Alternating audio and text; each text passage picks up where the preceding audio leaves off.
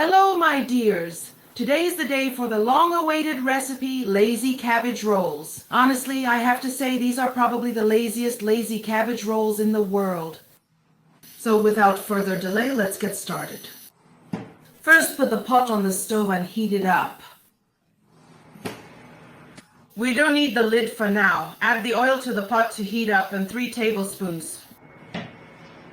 And let's get started. Let's start with the onion. Chop the onion finely. I have half an onion, but you can use a whole one. Honestly, it doesn't matter. I like to chop the onion smaller.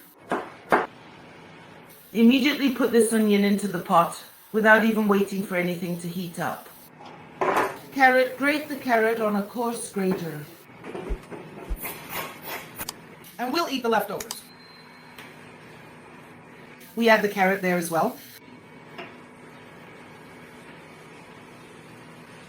Everything is starting to sizzle there, and in the meantime, I'll chop the cabbage. I'm chopping the cabbage as thinly as possible. If you can't do it with a knife, use a special slicer.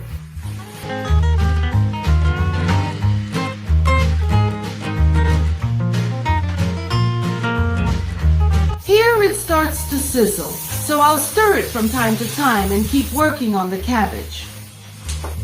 Everything is done at the same time, so you don't need to prepare anything in advance or worry about what comes first or later. Absolutely not anyway. Now the cabbage has started sizzling, and here I have rinsed rice, about 2/3 of a cup, but really the amount doesn't matter. Just go with your preference. I'm adding the rice right here, and I'll mix it so that every grain absorbs a bit of oil. And now at this stage I can already add some salt and pepper, a little salt and pepper.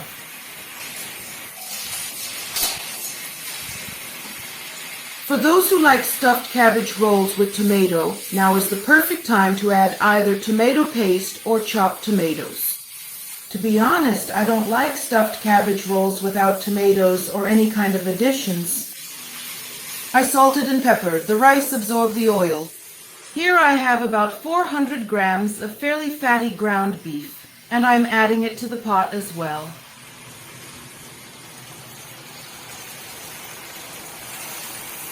And of course we mix it all together. If you feel like there's not enough oil or moisture in there, you can add a little water now, just so that nothing burns. And we'll wait until the ground meat is no longer pale. And I'll keep working on the cabbage.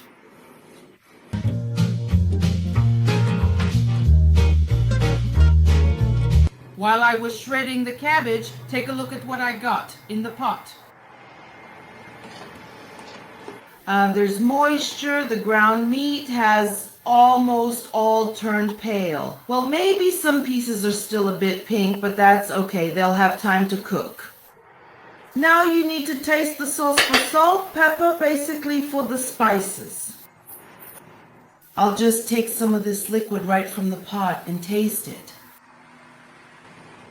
It's not salty enough for me, so I'll add some more salt. Let's stir it again. And it's time to add the cabbage. Reduce the heat to just below medium, cover with a lid. And for 15 to 20 minutes, we forget about what we have. You don't need to add any more water. The cabbage will release its juice, making everything perfect. 20 minutes have passed. Let's see what we've got.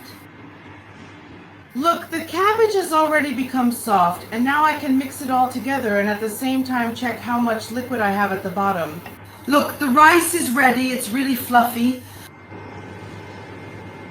I just need to finish stewing the cabbage, and I noticed that I have very little liquid left, so I'm going to add just a little, about 1/4 of a cup right now. Don't add too much water because when you mix the cabbage, it will also release a bit more juice. I think about 10 minutes until the water evaporates and our galupsi will be ready. Well, my friends, another 10 minutes have passed. Let's see what's happening in our pot. Well, I can see that the cabbage is ready. You can even try to check if it's done or not. We have almost no liquid left. Look, the bottom is practically dry, just a little bit, but that's perfectly fine. We can eat now. Let's turn off the stove. It will stay warm for about 10 more minutes, but we won't wait for that happy moment. We'll just enjoy it right away. These are the laziest fools in the world, by the way. My daughter actually calls these fools normal. The ones that are folded into a triangle or a roll, or the ones wrapped in cabbage leaves, for her, those aren't fools. Look how beautiful this is. It's quick and easy, doesn't take much time, doesn't require your constant presence, and you don't have to stand there rolling anything. Boil the cabbage separately, but it's really, really delicious. Try making it once and you'll believe me. Subscribe to the channel. Like the video, leave your comments, let me know if you made this dish or not, and I'll be waiting for you on my page, on my channel. See you next time, see you soon.